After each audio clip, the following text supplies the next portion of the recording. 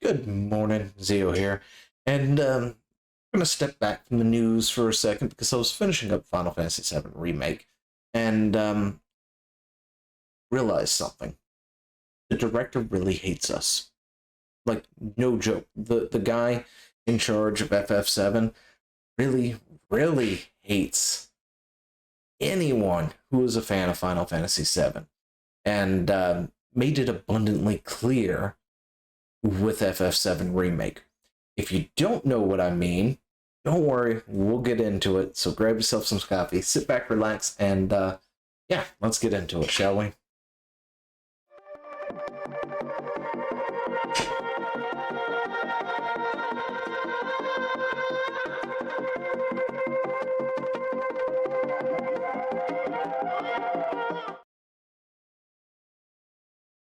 So, this over here, this is the final trailer release for Final Fantasy VII Remake. I'm just going to have it play because I don't really have anything else to show you, right? But there's a lot of things in this trailer that kind of show that is I'm going to talk about. So, spoilers ahead. If you've not actually played FF7 Remake and you're interested in playing FF7 Remake and don't want to be spoiled by the ending of FF7's Remake, now's your time to go elsewhere. For the rest of you, though, who want to understand what it is that I'm going on about, well, here we go. So, the director of Final Fantasy VII Remake really hates the fans. Now, when it comes to FF7, the remake, I got super excited along with everybody else. Final Fantasy VII isn't exactly my favorite game. At one point in time, I used to say it was, but then I realized that I play Tactics like at least once a year, and it actually is my favorite. But FF7's my next favorite, right? It's the second in line of my favorites of the Final Fantasies. And so, seeing the fact that they were finally going to make a remake made me super excited. And then I found out that they were going to redo some things, and I got a little hesitant. I was like, I don't know. And they're like, well, no, we're going to expand on it. So essentially what was said is people were turned off for a second, about FF7 Remake because it came out that they were going to be doing things that didn't actually happen in FF7. And during a interview with the director and another person, I can't quite remember their names or anything, let alone pronounce them even if I had them in front of me, they said that they were going to expand on the story. And I was like, okay. Me and most of the rest of the fan base was pretty much, okay, no problem. That's fine. Expanding on the story, giving more insight into things. We're learning more about, say, Biggs and Jesse and all of them, and just different characters. We're going to learn some new insights, get some new angles at things, kind of like what's going on right there for a second. We're getting these new, videos right here, like this. And that is a thing that shouldn't actually be happening along with this here. Should not be happening in this particular part of the story, right? Like a lot of the stuff in this particular video right here, this trailer should not be happening in the first part of Final Fantasy VII. Should not be happening in the Mako Reactor stuff and Midgard and all that stuff. This all stuff happens well later into the game.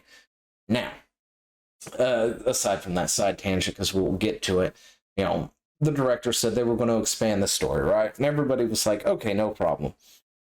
You're expanding the story. Okay, that's fine. We're okay with that. A little bit torn back when we found out it's just going to be the Midgard portion. We're like, okay, that's weird. But alrighty then. So you're going to add things to that big expansive city. Maybe we're going to get to explore more and all this other stuff. But if you play the game, you realize there really is no exploration. The game is very handholdy and linear. It gives you these areas which would be great to explore and find secrets in, but for the most part, the game doesn't give you anything to go explore. It holds your hand, it walks you through things, you're walking at a walking pace through different alleyways and streets and stuff like that instead of actually doing anything, exploring and all this other stuff. And it feels like kind of a waste of time when doing that sort of stuff. But at the beginning of this, I said, the guy hates us, right? That the director, the one who did it, he hates us because in another interview elsewhere, he was talking about how he doesn't want to do what has already been done, right? He wants to do something brand new, tell a different story altogether. Now, if I remember correctly, that interview wasn't directly related to Final Fantasy VII. It was just talking in general of what he wants to do. And then when you couple that with how Final Fantasy VII Remake actually ends, it kind of becomes apparent that he just straight up hates the fans to Final Fantasy VII. So, we've been wanting this remake for, right? Since the PS3 tech demo where they teased us Final Fantasy VII. At the end of Crisis Core, they gave us a redone version of the start to Final Fantasy VII's opening little movie thing and stuff with Cloud on the train and things. And it's like Cloud Strife, Soldier First Class, does the little thingy, puts it on his back. And, and we've been teased by it bit by bit, right? And we've never actually had it. And then, boom, PS4, we're finally getting this remake. And one of the things that should have sent up a real red flag is the fact that Square went on a copyright DMCA striking spree of anyone practically streaming this game or putting gameplay up or showing anything that was at the ending, right? Now, you should be able to do that with no issues. We know where I stand when it comes to copyrights and stuff like that. But yeah, they went on this giant tirade saying, the ending, you can't spoil the ending and all this other stuff. Well, we should know the ending to this, right? The ending shouldn't be really any different than it was before. We're on a motorcycle. We get to the end. We get out of the city, and boom, that's the end. But no, that's not how this ends. So the game does a thing, all right? And it does a thing early on. And when it started doing it and I started piecing things together, again, spoilers ahead, I thought it was a really interesting concept. I really did. And I thought, I could actually get over this. I really can get over the fact that they're adding way more than just expanding the storyline. No, they are uprooting the storyline and changing it. Because this premise is really, really interesting, right? So, if you're playing the game, you'll be attacked by these ghost thingies. What are those things called again? Shoot, I can't remember. Anyway, I'm going to call them ghosts. You get attacked by the ghosts because I can't remember what the heck they're called now. It's been a hot second. But yeah, you get attacked by these things, and actually Aerith shows up when you're supposed to meet Aerith the first time. In the game, you meet Aerith, right? Right after the first bombing run and stuff, and she goes, hey, I've got this flower. Would you like to buy it for a gil? You say yes, no, and that dictates a few things from later down in the game, right? So you either get the flower, you don't get the flower, you get the flower, it adds a point for her. Take the flower, you can give it to Marlene, it gives a point to Barrett, give the flower to Tifa, gives a point to her, and all this other stuff for this dating thing that happens at the Golden Saucer way further into the game. But in this version, you don't get that choice. Aerith shows up, says, thanks for scaring off the ghost things, and you're kind of like, huh, what, what, who? And she's, never mind, here, just take this, and she delivers this line about lost lovers finding themselves again, right? And I always thought it was weird that she had done that because this is the first time she's meeting Cloud and everything. And, it's just sort of this weird thing to tell some complete stranger and to give them a flower for free and then go on. But when those ghost things, that you just saw in the thing there, start showing up and things, you start to learn various things, right? Because apparently the things that are happening in Final Fantasy VII Remake, as well as what happened in Final Fantasy VII, apparently are happening at the exact same time, right? Time-wise. They're happening simultaneously. However, FF7 Remake apparently is going off the timeline. So we're talking about some timey-wimey stuff here, right? Because time is like a rug, and, it's a little bit this and that, and it's not exactly completely set, but things can be setting it back on course. Anyway, Time Lord stuff.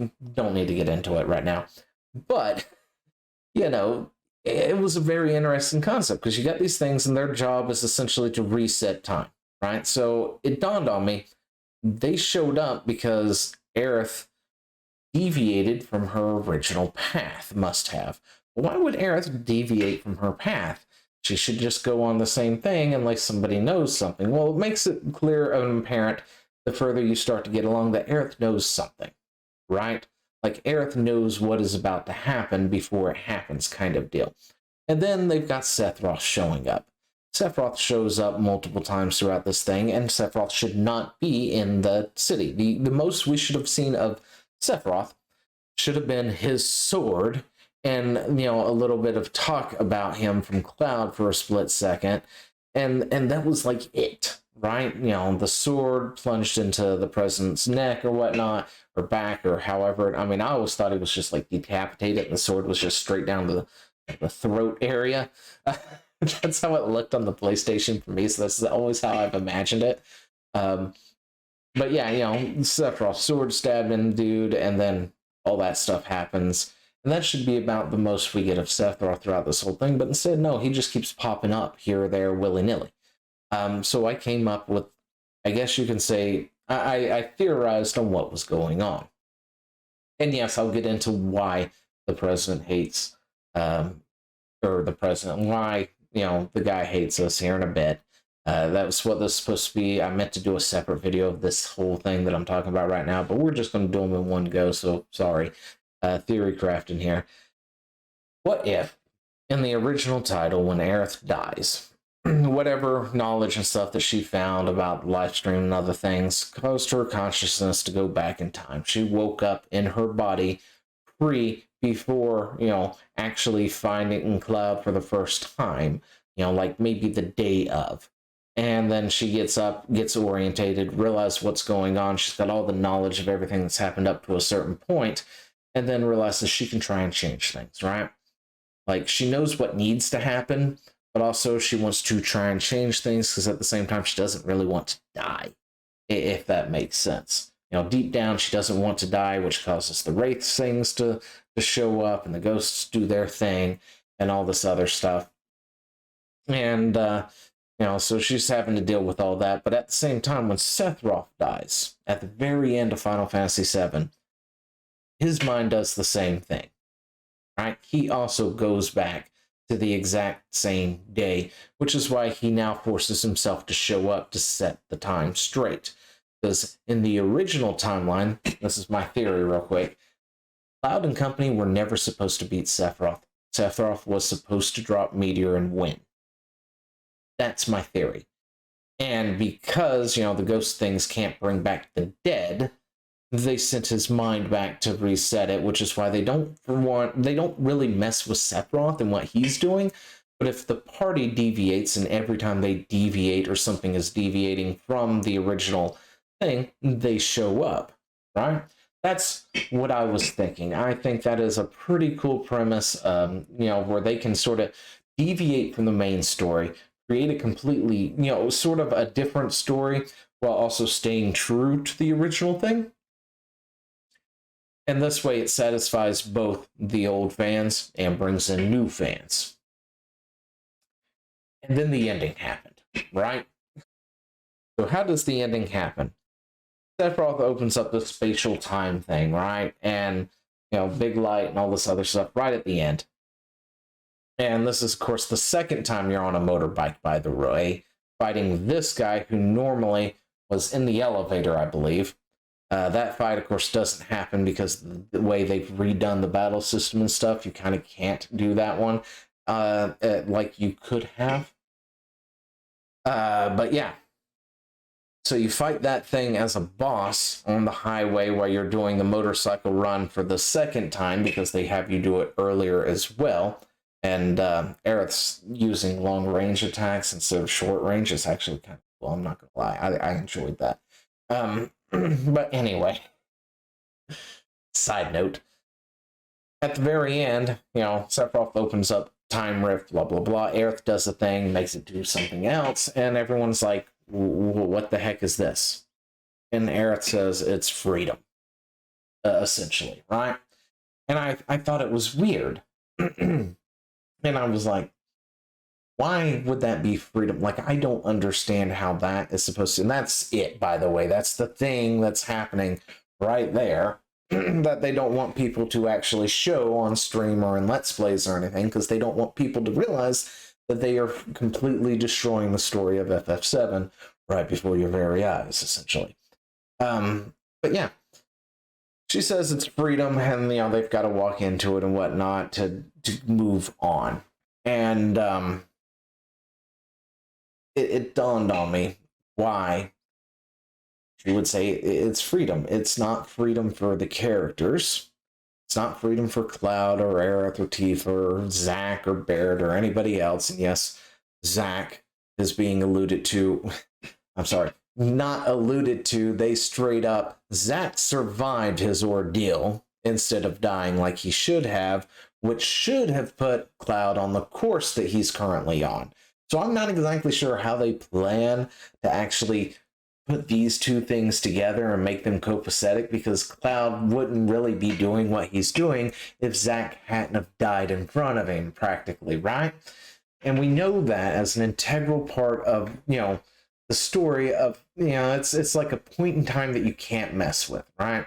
One of those points that are just set in stone that have to happen in order for a thing to happen. But, they show us that he wins, essentially. Freedom, though, back to that. The reason is the director is now free to tell whatever story he wants. He crammed so much here near the end of Remake to give the major fanboys of the game, and girls, of course, the heebie-jeebies, the skin crawls, the big boners, all that stuff that they want to see.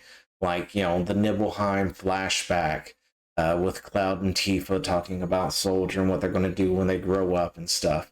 And the Mako reactor scene where they find out that they're doing experiments on people and that Cloud himself is pretty much an experiment and all those other things. A lot of these big hits, these big story beats that you should not have seen in the first part, especially not in the Midgard section until much further into the game. They show them, they cram them essentially into Remake.